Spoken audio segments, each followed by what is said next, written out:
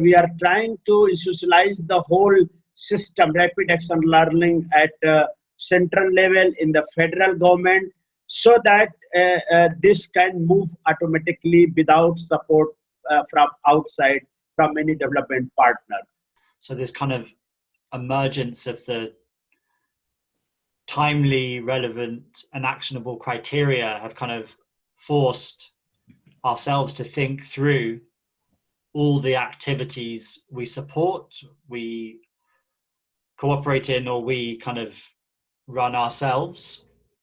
And so ensuring that we're kind of trying to meet these criteria really kind of force ourselves to make sure that our outputs are as useful as possible and as relevant as possible to the audiences that we hope as a program to serve.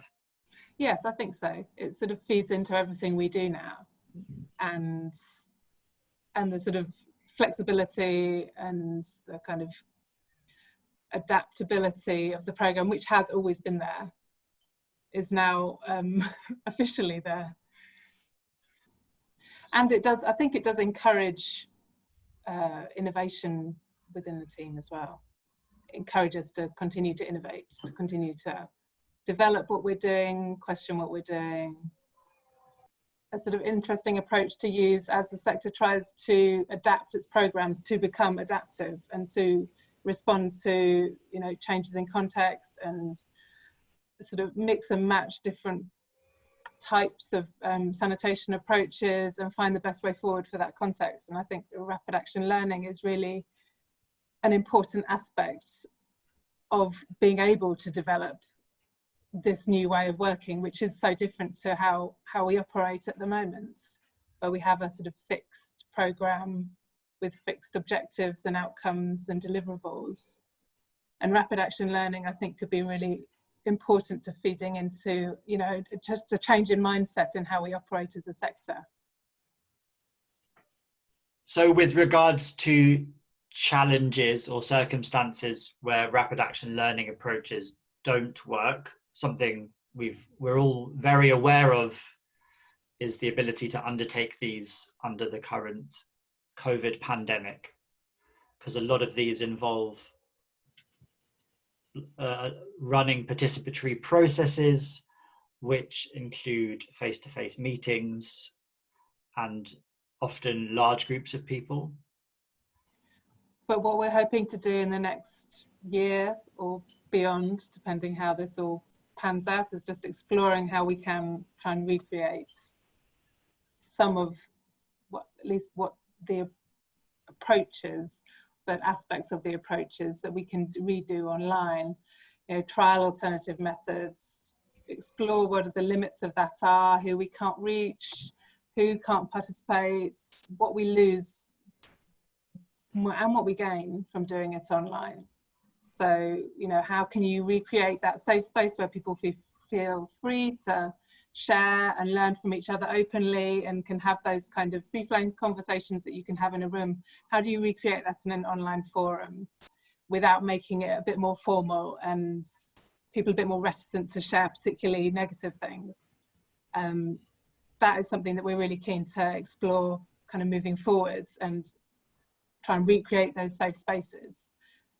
But also I think there are potential benefits from this situation that we, you know, need to kind of capitalize on. Can we do more approaches, more workshops, reach more people, obviously cutting down our carbon emissions and everyone's time and travel. So it'll be an interesting year, I think, to explore new ways of reworking these approaches. I think the COVID example is important for one thing, which has come out again and again, and this is the importance of recognizing what you do not know. And there's been this quest all the way through for certainty, what the science says. We hear a great deal in this country, when in fact the science doesn't know. The science is learning very rapidly. And the RAL approaches are very appropriate to COVID because there are so many unknowns and we need to share them laterally around the world as fast as we possibly can.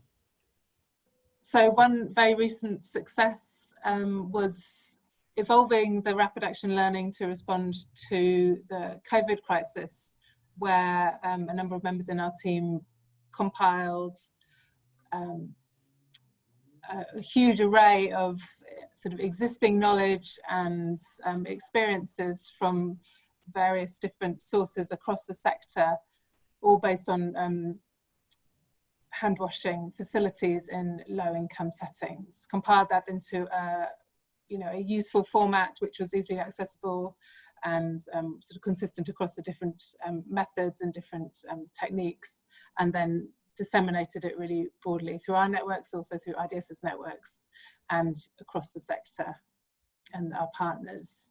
And I think it was from the initial idea to going through devising it, having it peer reviewed, having it published and available was 3 to 4 weeks, maybe even less. But it was definitely adhering to the timely, relevant and actionable criteria. But an advantage that we have had is a donor agency, which is not only tolerant of this, but welcomes it and is on the same wavelength. And this is not true at all of all donor agencies. So I think other donor agencies have quite a lot to learn from this. And there is a section in the Frontiers which is about how donors can respond to this in terms of those who fund research. The wind is changing as far as the randomized control trials are concerned. There's much more widespread recognition that they're not cost effective for many purposes than there was. And more people are coming around to the sorts of approaches that we've been enabled and allowed to follow. There are quite a number of different canons, we've been calling them, of rigor in dealing with situations of complexity and uncertainty.